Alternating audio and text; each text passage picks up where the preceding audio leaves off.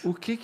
Assim, o que aconteceu na tua vida para você ir procurar lá em Los Angeles uma cultura completamente diferente da que você foi criada? Tem uma história bem comprida daí, né? Eu posso dizer que por volta dos 11 anos eu comecei a questionar tudo. Minha mãe, meu pai, minha família, a igreja. 11 anos. Com 11 anos começou. Minha mãe era... Precoce. Hã? Precoce, porque com 11 anos, pelo menos hoje em dia, as pessoas não estão muito Minha mãe prestando era atenção nisso. poetisa e declamava. Aham. E ela declamava muitas poesias existenciais. Então, desde pequenininho, eu comecei a ouvir coisas. Por exemplo, quando eu tinha 6 anos de idade, eu decorei 2 poesias, que eu me lembro agora. Uma delas chamava O Moleque Bacurau, que contava a história de um menino negro que não, os branquinhos não brincavam com ele era muito pobre e ele morre tuberculoso. Então, com 6 anos Caraca, você que coisa decora... triste. Pois é, mas com 6 anos você decora isso, você já começa a pensar que tem diferenças sociais e que tem discriminação e preconceito. Aham. E começa a trabalhar isso. E minha mãe trabalhava isso na gente, né? Uma vez eu tive um namoradinho e as minhas amigas disseram, mas ele é judeu. Eu falei, o que é isso? Eu falei, mãe, que história é essa de ser judeu? E ela me deu o diário de Anne Frank para ler. Então, eram coisas assim, né? O outro chamava o Crime de Hoje. Era um lourinho de olho azul que vendia jornal nas esquinas. Ele não sabia ler. Mas ele gritava, o crime de hoje, o crime de hoje. O criminoso era o pai dele.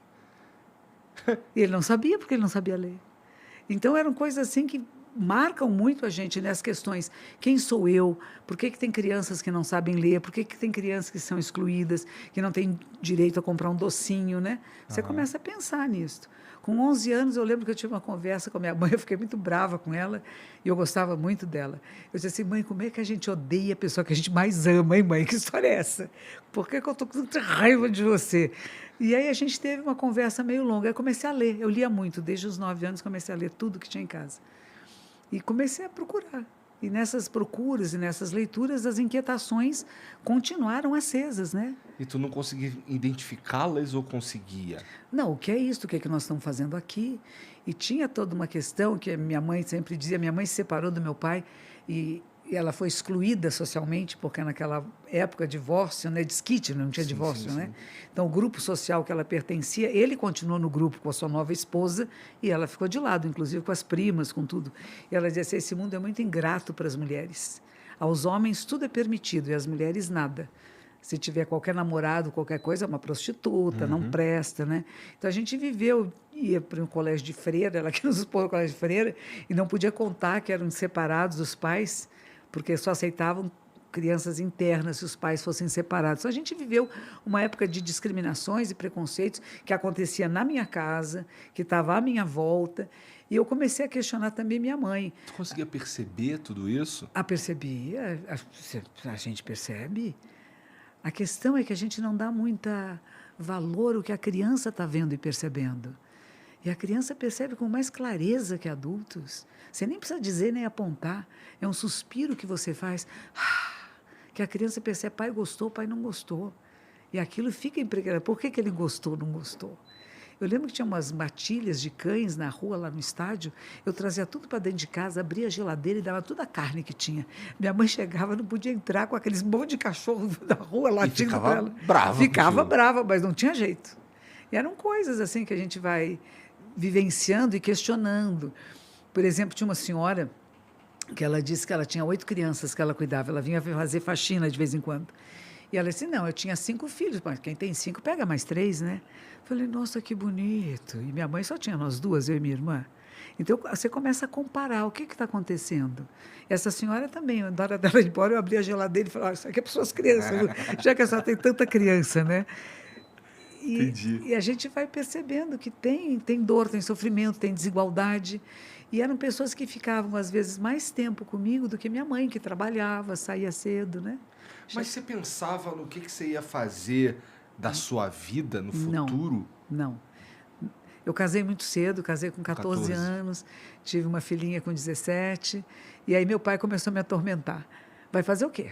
Ficar só cuidando de criança embrutece. Você vai estudar ou trabalhar? Eu falei, vou trabalhar. Ele falou assim, nem o quê? Não fez nada? Não estudou nada? Como é que você vai trabalhar? Eu falei, ele disse assim, eu não te ajudo, não vou arranjar emprego para você. Eu falei, tá bom, então vou estudar. Aí fiz, naquela época, chamava Madureza, supletivo, né? Acho que chama hoje em dia, do ginásio. e que era muito interessante, porque eram 4 anos em um ano só. E o que que acontece? Tudo está conectado. Quando você está muito na idade fazer escolar normal, você estuda aquele ano, você está preocupado com os amigos, com os relacionamentos. Mas lá não, de repente tudo isso estava fora e eu queria estudar, e era divertido estudar.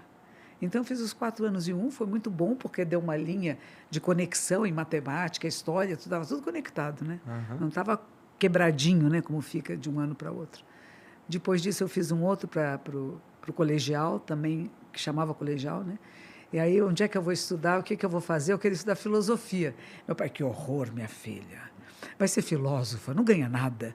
Vai ser professora, isso não é profissão. Eu falei, bom, então eu vou teologia, pior ainda, minha filha. Teologia, pior ainda. Que eram as coisas que me interessavam. Aí eu tinha um menino que estudava comigo, ele falou assim, vamos fazer direito. Eu falei, tá bom, vamos fazer direito. Entrei no Mackenzie, achei um horror. No Mackenzie, as meninas estavam todas procurando namorar, eu já estava divorciada, tinha uma filha, e meu pai dizia que eu não podia contar para ninguém que eu tinha uma filha, porque os meninos todos iam querer se aproveitar de mim, era a palavra, né? Aham. Então, eu vivia uma vida secreta. Eu não podia ter amigas, porque se as amigas fossem para minha casa, e as meninas estavam noutra fase da vida, e eu já tinha uma filha. Então, eu achei aquilo muito chato, e eu falei, bom, vou mudar, vou para a PUC. A PUC tinha aulas à noite, e tinha aulas de... como é que eu vou chamar isso, né? Não era bem ciências da religião, não era como se fosse um catecismo, né? Tá. E eu achei aquilo, porque eu já estava afastada da Igreja Católica, já dizia, não tenho nada a ver com isso, inclusive pela minha família, que a carne que vinha para a mesa onde nós comíamos era diferente da carne da senhora que cozinhava. E eu falava, mãe, isso não é Jesus. A sobremesa, às vezes, não chegava na cozinha da senhora que fez a comida. E a senhora que fez a comida era minha amiga. Ela me levantava de manhã cedo, me vestia, dava café da manhã, me punha no ônibus para a escola, ela era minha parceira. E ela não podia comer a mesma coisa que eu. Eu falei, mãe, isso não é ensinamento de Jesus. Eu não vou mais à missa. Aliás, eu não entendo o que é aquela missa. E eu não vou mais. E ela disse, minha filha, você tem direito à escolha. Você pode querer voltar a entender o que é essa tradição, mas a escolha é sua. Então, já tinha uma questão toda social ali que me cercava o tempo todo. Aham. E que eu percebia, e que me incomodava. Era como 2 mundos, né? E eles não se entrelaçavam muito. E, ao mesmo tempo, tinha as histórias do meu avô, que veio de uma família muito antiga, onde eles eram, sei lá, ganhavam terras na luta, né? Matavam índios e tudo, tanto que o meu tetravô foi morto pelos índios e tal. E ele contava muito que, quando era criança, quando ele nasceu, deram um menininho escravo para cuidar dele, que foi seu parceiro por muitos e muitos anos. E ele gostava de, à noite, sentar nas rodas de canto. E eles faziam uma fogueira e ficavam cantando, né, os povos escravizados. O galo cantou, é para amanhecer, o galo cantou, é para amanhecer. E meu avô nunca esqueceu. E ele criou uma relação de grande intimidade com as pessoas escravizadas. Diferente de pensar, são meus irmãos brancos aqui, somos nós. E eles que cuidam de mim. Diz que anos e anos mais tarde, um dia ele encontrou com esse menino, que já era um homem adulto, ele estava a cavalo e o outro estava a pé, e ele foi seguindo meu avô a muitos quilômetros. Meu avô parou, desceu, disse assim, escute, filho, não me siga, eu vou para um caminho longe, você está a pé. E ele dizia assim, senhorzinho, senhorzinho, você é meu menino. Esse afeto que se cria de amor, de cuidar um do outro, eles passaram isso para mim. Entendi. Então, eu falo, gente, como é que a gente mexe nesse passado que era escravagista, você não sendo escravagista hoje? Você trabalhando para a inclusão, trabalhando pelas cotas, sim, trabalhando para perceber que somos todos irmãos no mesmo planeta. Podemos ter corzinha diferente, olhinho puxadinho para baixo, para cima, mas é uma espécie só, espécie humana. Então, isso foi muito colocado dentro de mim. E fui trabalhar no Jornal da Tarde, com 19 anos de idade. Tudo. Repórter da Geral. Então, era tudo, como crimes e passeatas. E, de novo, vem a questão social. Por que que algumas pessoas têm tanto e jogam tanto fora e outros não têm o que comer, estão pegando lixo? Isso aqui não está certo. Será que tem um outro caminho? E numa das matérias que eu fiz era sobre sociedades alternativas na Califórnia. E uma delas eram os zen budistas. Eles não usavam agrotóxicos, eles reciclavam tudo, viviam praticamente de trocas, meditavam. Eu falei, o que é isso, né? Que povo é esse? Os Beatles meditavam. E eu gostava dos Beatles pela capacidade de comunicação de massa. Afinal, eu era jornalista, eu estava na comunicação. Como é que esses meninos são capazes de criar alguma coisa que fala para o coração de todo mundo? Não é deles só, não é só para aquela geração. Tanto que até hoje são clássicos, né? Eles não perdem o seu valor. Sim, assim, pessoalmente eu não sou muito fã do som dos Beatles, mas eu entendo toda a importância que eles Não é? tiveram É. pra música, inclusive, Pois é. né, pra tudo isso.